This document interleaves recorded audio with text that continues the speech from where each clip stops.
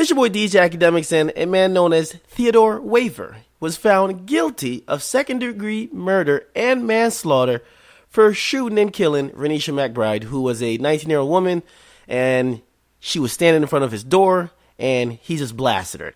Now, last year, and this happened in Detroit, because that's where a lot of the fuckery is going down, Renisha McBride, she knocked on Theodore Wafer's door after she crashed her car not too far away, and I will say in this situation, Renisha McBride was drunk.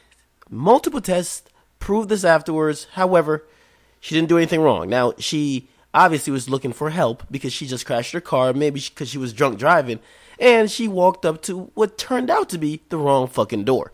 So she walks up to this guy's door. She kind of knocks on it because she's trying to get some assistance. Now, this guy who's a paranoid scum, and there's a segment of the population that they fear black people, and they feel like if any black people come in contact with them within the comforts of their home or the confines of their community, clearly means they're trying to commit some type of crime. They're trying to rob him. They're trying to kill him. So they automatically act aggressively.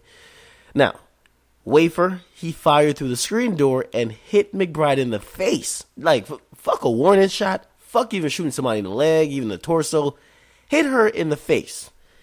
Shot her in the face, and it was a 12-gauge shotgun. Imagine how disgusting this scene was, but the woman ended up dying, and after the case went to court on Thursday, 2 days into deliberation, the jury delivered a guilty verdict that this fool was guilty of murder.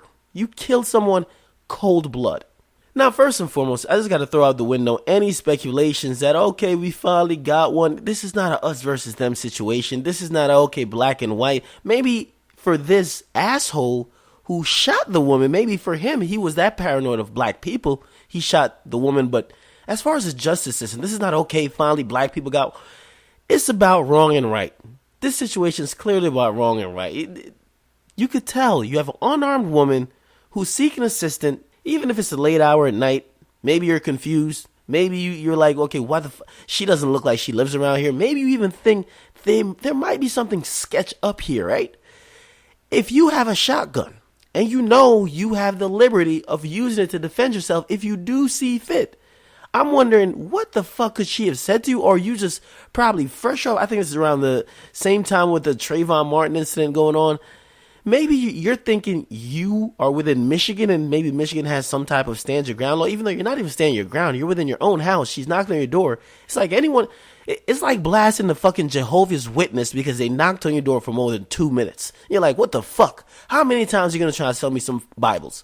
How many goddamn times? So this whole situation was pretty much open and shut. I'm surprised he didn't take a plea. It boggles my mind that of the arrogance that this guy probably has, and it kind of shows the lack of trust that the defense attorney probably has in the prosecutor to prosecute a good case when the victim is black. Because any good defense attorney would have said, yo, bro, you shot her in the face with a shotgun when she knocked on your door. Maybe you should just cop a plea and just say you're going to go sit down for like 15 or 20 years. Maybe they'll take a little bit off if you just cop a plea. Now, save taxpayers from even deliberating. We don't have to do no discovery. We don't have to do any type of questioning. Have a whole 3-week session where we're trying to get jurors to find out how we can get a fair trial for you. If you save taxpayers all that money, they'll be a little bit more lenient. Now, there's also bigger things to think about here. There's when you discuss this whole thing or even hear the situation, it really straddles down a line when we have a lot of people who are either pro-gun. We obviously know the NRA, and we also have people that are anti-people having firearms. So is it kind of wondering or questioning like, hey, maybe we should reconsider all these either gun legislations, or maybe we should even repeal some that we could get more guns out of irresponsible people's hands, like this guy. This guy was just a paranoid nut. Maybe we should start thinking about that. Or maybe we start thinking about it, maybe, which this is not even a crime, and I've always defended the law in most situations because the law is what the law is. You can't get mad at a situation if you weren't mad at the law in the beginning. If you're going to be mad at the outcome of a situation where the law backs it up, you should be mad at the law to get it repealed. That's why with the stand your ground thing in Florida, you have to be mad at the law. And if you're really truly mad about the verdict, you have to be mad at the law and be mad enough to get that changed, because it'll continue happening. For those who are saying, oh, well, he probably felt threatened because it's late at night. There's absolutely no law against ringing someone's doorbell, seeking for assistance. Now, if you say, hey, get the fuck off my property, maybe then they're violating some type of code of conduct, or not even code of conduct, you're done trespassing. But as far as somebody ringing your doorbell, no. But so this is literally an open and shut case.